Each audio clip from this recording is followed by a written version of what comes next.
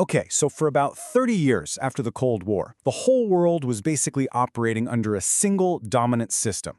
The source for this explainer calls it the age of neoliberalism, an era where it looked like everyone everywhere was on the same page. But as we're going to discover, that uniformity was actually a very carefully constructed and really fragile illusion. And this quote, it just gets right to the heart of it.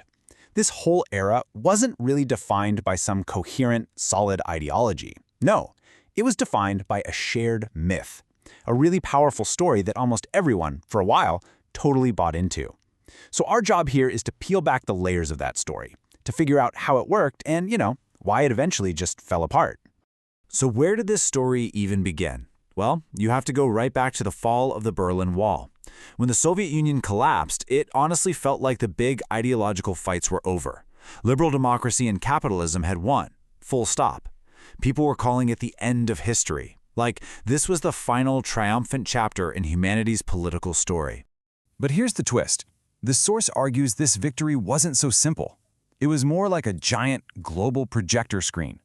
Think about it. A shared system of media, finance, and culture projecting this image of a totally unified world, making everyone feel like they were all watching the same movie. But the really interesting part is what was happening behind the screen, where different countries were playing entirely different games. To really get what was going on behind that screen, we've got to look at the machine that was projecting the image in the first place. What even was this thing called neoliberalism? I mean, the term gets thrown around all the time, but the source gives us a really unique way to think about it. Now here's the crucial idea. Neoliberalism wasn't some rigid philosophy carved in stone. It was much more like an advertising campaign. It was literally designed to take old-school, classical liberal ideas and repackage them, make them attractive to modern people who had gotten used to things like the welfare state. So it was basically a mashup of expert-driven policy and really clever marketing. And this gets to this central conflict that neoliberalism was trying to paper over. You see, it was trying to bring together two versions of liberalism that are at their core totally opposed. On one hand, you've got the Anglo-Saxon tradition, which is all about freedom from the government meddling in your life. But on the other hand, you have the French tradition, which evolved to mean freedom from the bad things in life, with the state stepping in as your protector. These two ideas are always fighting, and neoliberalism was this kind of shaky bridge they tried to build between them. So how did this all play out in the real world?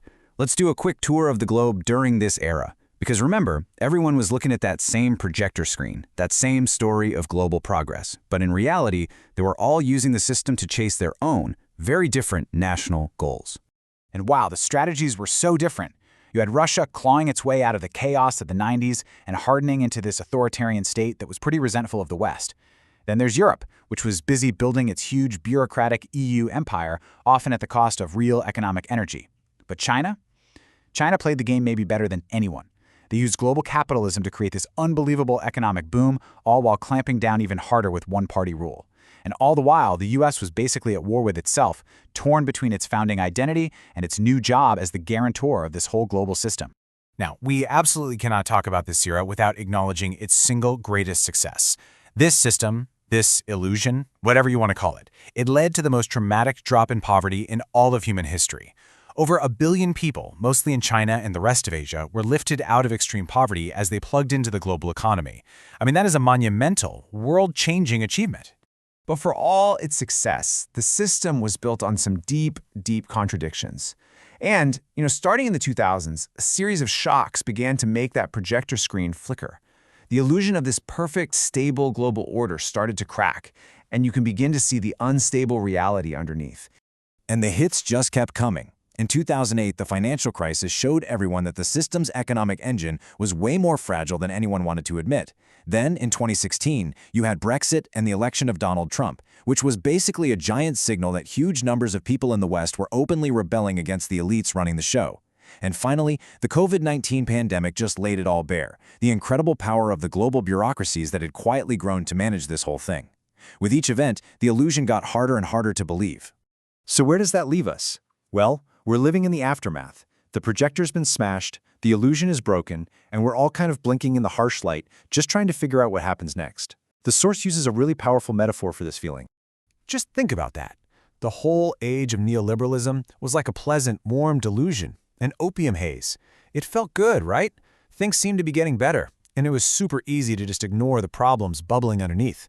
So our current era, all this chaos, this polarization, this uncertainty, that's the withdrawal. It's the painful, disorienting process of waking up to reality.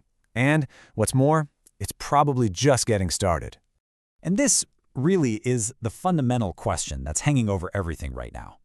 The old story that held the world together for 30 years, that end of history idea, it's over. It just doesn't make sense anymore. So as we all try to navigate this really difficult withdrawal period, the most important question for our time is completely up for grabs. What new story is going to define our world, and who gets to write it?